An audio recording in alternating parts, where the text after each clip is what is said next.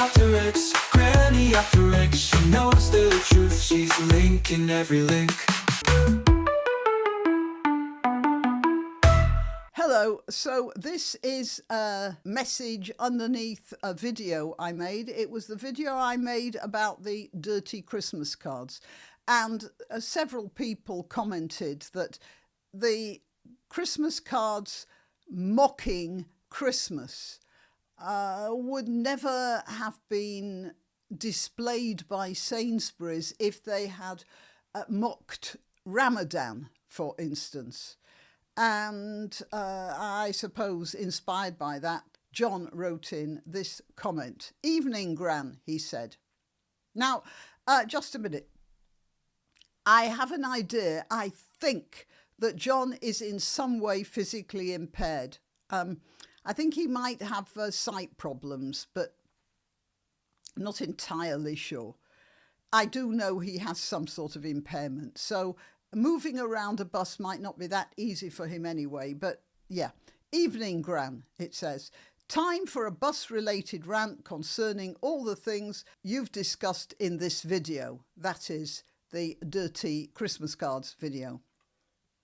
"Today, I got on the bus with my wee Cocker Spaniel, and I was lucky enough to get a single seat with handrails on both sides, next to the two fold-up seat bay across from the bigger three-seat bay." So, a British bus, you have to picture this. There's an open area on one side, and that's for people with prams. You just bring the pram in, you push it against the wall, the bulkhead, which is in front of the steps that go up, usually, if it does have steps that go up. And there's a bar there, and you can stand there holding the pram and holding the bar to steady yourself. And on the other side, there are three seats against the wall, so there's lots of space there. And then there are two seats in front of this open area. All right, so he's sitting there in one of these seats, and a large woman gets on with a walking aid, spies my dog, so I hold him securely and make sure he's well out of the way. She gets by and we acknowledge each other. All right, that's perfectly normal interchange on a bus. 2 stops later, a Muslim woman boards the bus with 2 bigger boys and a pram. She too spies my dog and starts grunting and gesticulating at me and him to move. I say in English, no. But this enraged her even more, and she continued harassing me in Arabic. So this woman, who apparently doesn't speak English, or at least chooses not to speak English, she doesn't like that dog, and she's telling John to move out of that seat at the front. I say in English no, but this enraged her even more, and she continued harassing me in Arabic and arm waving. The larger bay was lying empty, but she wanted me and my dog to move. A woman on the other side of the 2-seater bay said to me, "Maybe she's got a phobia about dogs. You could just move up a bit." I replied, "She's a Muslim. They don't like dogs." Again, she said to me, that is the interfering passenger, she said to me, "You should just have changed seats." I replied, "I'm not changing seats to suit her." We both got out at the next stop, and she complained to the driver about my attitude and continued as we got off the bus. Apparently, she's a better person than me. Well, she's certainly a more interfering person. She displayed a great deal of arrogance and ignorance. The Muslim woman demanded I change my ways to suit her, but she was unwilling to compromise. Now this she, I'm assuming he's talking about the Muslim woman and not the interfering passenger woman. The rest of the passengers just sat silently, and that's the trouble. I'll get back to that in a minute. Again, I said no. Oh, there's no quotes here. Never mind. Again, I said no. I wasn't moving. And this made her even worse. So he's now referring to the Muslim woman. She then shouted in Arabic to others of that ilk, but I refused to move, and she eventually took the pram and the kids off the bus. So I'm not entirely sure about the timeline of this story, but it does seem that the Muslim woman got on the bus. She didn't like the dog because Muslims can be, they're supposed not to like to come into contact with dogs, but this has sort of often overblown into some sort of a phobia about dogs. According to John, she insisted on the bus being organised according to her preferences. Now, the Muslim woman was within her rights to ask John to move politely. But apparently she didn't. She ordered him to move, the way he's telling this story. And when he didn't move, she got angry because it was John's right to say no, and she didn't understand that. So let's break this down. And the first thing is that there was another woman on the bus who kept telling John that he was acting badly by not moving. And I disagree with her very strongly. Yeah. As I said, it was the Muslim woman's right to ask John politely, would you move? Or to indicate politely, would you move? But when he shook his head, when he declined, that's all she could do. She didn't understand that because she thought her particular opinions and religious beliefs took precedence even in a vehicle of public transport.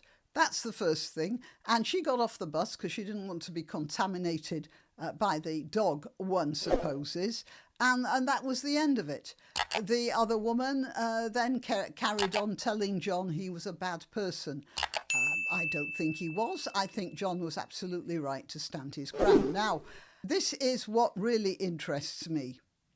She then shouted in Arabic to others of that ilk.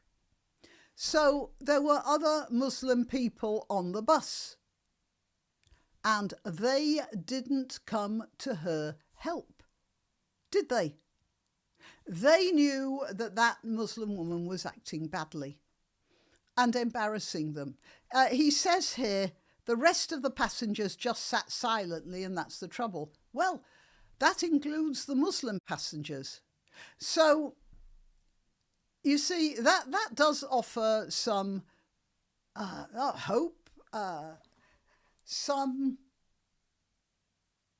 idea that, well, as they say, not all. So that's the first thing that we can all be hopeful and happy about, that there were other Muslims on the bus and they were prepared to share the space with a dog, and they were prepared to observe the social contract that we have when we're out and about in the street. And I thought that was quite nice. Now, as for the other passengers not saying anything, I want to tell you a story. It happened to me. It is a permanent cause of regret that I have about something. In fact, quite frankly, when I look back on things I did or didn't do when I was younger, the things I regret the most, the things I feel most upset about, the things I feel that I've done that have been wrong, that I have in ways I've sinned and I can't repay that sin. They are things I didn't do, not things that I did do. And one of the things I didn't do was interfere in this situation. It was when we were living in Germany, and so this was very early on. This was in the 80s, I suppose.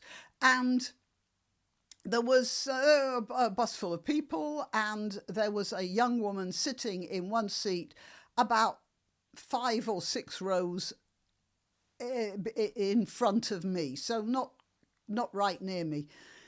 And 2 Muslim men were in the bus, and they were harassing her. I think they were probably North African. One of them was sitting next to her, the other one was standing next to his pal, and they were both leading into this woman's space, and they were, they didn't touch her, but they were saying hello, where do you live, what's your name, that sort of thing. And she was sat there frozen, and so was I. I didn't say a word. Everybody in the bus, was surrounded by little old ladies with their handbags and shopping bags on their laps, and businessmen and everything, and we were all frozen in silence while these 2 men harassed this young woman. And I didn't say anything either. I wanted to, and I didn't want to break the spell somehow. The spell of let's pretend it's not happening. And after that, I so cannot forgive myself for that I have always determined to interfere afterwards. I would not do that again. But I did it then, and it was a lesson. I have to apologise to that girl, but there's no way I can take back what happened. Now, she got off the bus, those guys didn't follow her, so she was safe, but it wasn't a nice situation for her. And if everyone in the bus, had told those young men to cool it, to get off the bus, to leave her alone, then all it would have taken would have been one person, and then the spell would have been broken. But not one person was prepared to do that. And part of the reason I didn't do that was because my German wasn't that particularly fluent, and I felt, look, I'm making excuses. So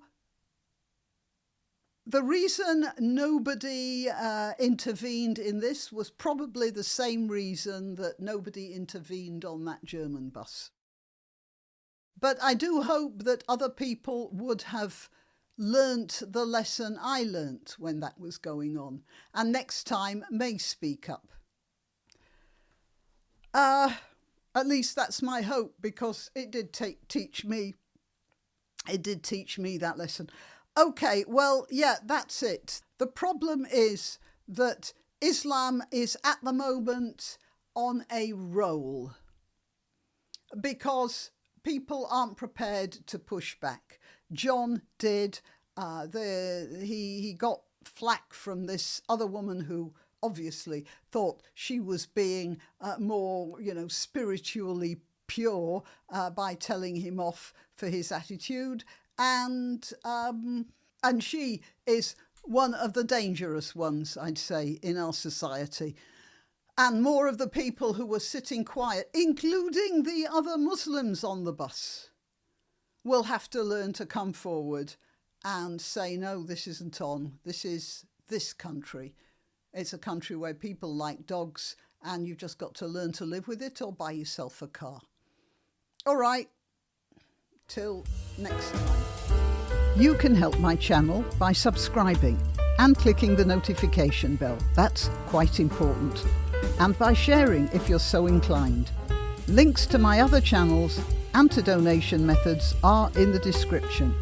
But the best way you can help is simply by clicking like and notify. Thank you.